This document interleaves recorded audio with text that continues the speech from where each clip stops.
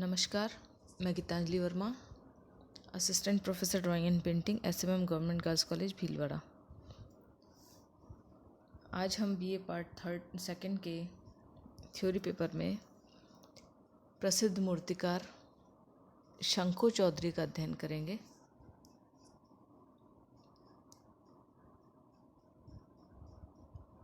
जिनका जन्म एक संथाल परिवार में बिहार के परगना में 1916 में हुआ था। उन्होंने कलकत्ता विश्वविद्यालय से स्नातक करने के पश्चात शांति निकेतन से फाइन आर्ट में डिप्लोमा लिया। बचपन से ही इन्हें चित्रकला के साथ मूर्तिकला में भी रुचि थी। 1946 में ही शंको चौधरी मूर्ति शिल्प में करना शुरू कर चुके थे और निरंतर इसी में कार्य करते रहे, जिससे इन्हें प्रसिद्धि मिली। इसी वर्ष शंको चौधरी ने मेरठ के अखिल भारतीय कांग्रेस अधिवेशन की सुसज्जा का कार्य किया।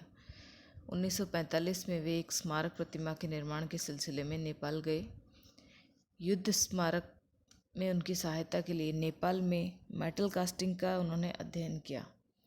फिर यूरोप जाकर पेरिस और इंग्लैंड में भी कार्य किया। 1948 में भारत सरकार ने इन्हें अनुदान दिया। इसके फलस्वरूप आपने अनेकों मूर्तियों का निर्माण किया। 1980 के तंजानिया में दार एस सलाम विश्वविद्यालय में प्रोफेसर के रूप में आप नियुक्त हुए। सन 1984 में केंद्रीय ललित कला अकादमी नई दिल्ली के कार्यकारी अध्यक्ष भी रहे। अनेकों प्रदर्शनियों में भी आपकी भागीदारी थी। आपने न केवल उत्कृष्ट कार्य किया बल्कि अपने कार्य को साधारण जनता के सामने भी लाए। इसके लिए चौधरी ने national gallery of modern art की सामयिक मूर्तिकला प्रदर्शनी में भाग लिया। 1953 व सन 1956 में पूर्वी यूरोप में आयोजित भारतीय कला प्रदर्शनी में भाग लिया। सन 1959 में 20 कलाकारों की प्रदर्शनी में भी आपने भाग लिया। इनके अलावा भी समय समय पर शंको चौधरी निरंतर देश विदेश की कला प्रदर्शनियों में भाग लेते रहे, जिनमें आपका उत्कृष्ट योगदान रहा। उत्कृष्ट कार्य के लिए इन्हें all India fine arts and craft society की ओर से गोल्ड प्लेक प्राप्त हुआ।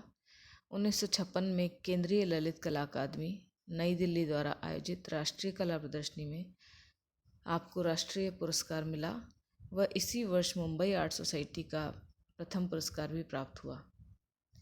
1971 में आपको पद्मश्री से सम्मानित किया गया। 1982 में आपको अकादमी की रत्न सदस्यता मिली। शंको चौधरी के काम के विषय में कार्ल खंडालवाला ने टिप्पणी की है कि वे एक साथ ही प्रयोगधर्मी, परंपरावादी और आधुनिक कलाकार हैं। वे हमेशा नए नए प्रयोग करते रहे। इसके बाद भी उनकी कला में स्पष्ट अभिव्यक्ति, आवश्यकतानुसार हट एवं मुखर व्यंजकता है। इनमें जीवन का सच्चा अनुभव, गहरी दृष्टि और विषय के अंतर्मय तक बैठने की क्षमता है। शंको चौधरी के जो मूर्ति शिल्प थे वे आधुनिक मूर्ति शिल्पों में गिने जाते हैं। हम देख सकते हैं कि आपने विभिन्न आकारों को आधुनिक रूप में अभिव्यक्ति दी। अनटाइटल फिगर, जिसमें एक फीमेल फिगर देखा जा सकता है, हॉलो फॉर्म्स को क्रिएट किया गया है। एक और अनटाइटल 1970 से 89 के बीच में बना, जिसमें एक फीमेल का पोर्ट्रेट किया गया है।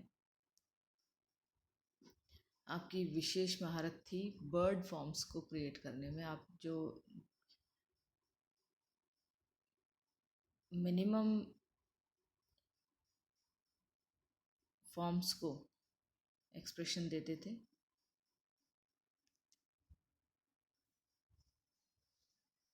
उनका प्रदर्शन इस बर्ड फॉर्म में देखा जा सकता है। आधुनिकतम स्वरूप जो मूर्ति शिल्प का आया वो आपकी मूर्तियों में स्पष्ट रूप से दिखाई देता है। 1990 में बना एक मूर्ति शिल्प, एक और अनटाइटल्ड 1956 में, जिसमें एक फीमेल फिगर को बैठे हुए दिखाया गया है।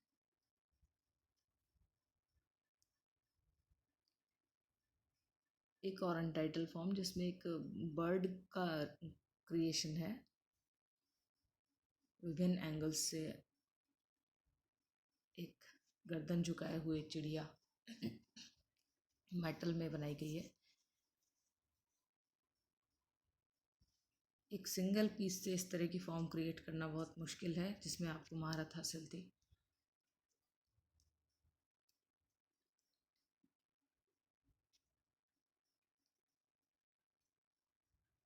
आपका ये आपकी एक विशेष शैली के नाम से ये प्रसिद्ध हुई, जैसे आप एक ही पीस से क्रिएट करते थे।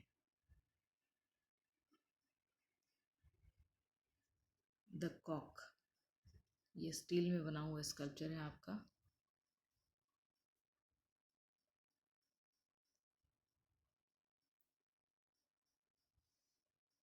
डक 1955 में बना हुआ स्कल्पचर मेटल में।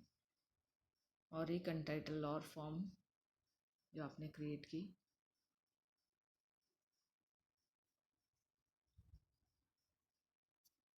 निरंतर कार्य करते रहे आप, और इसी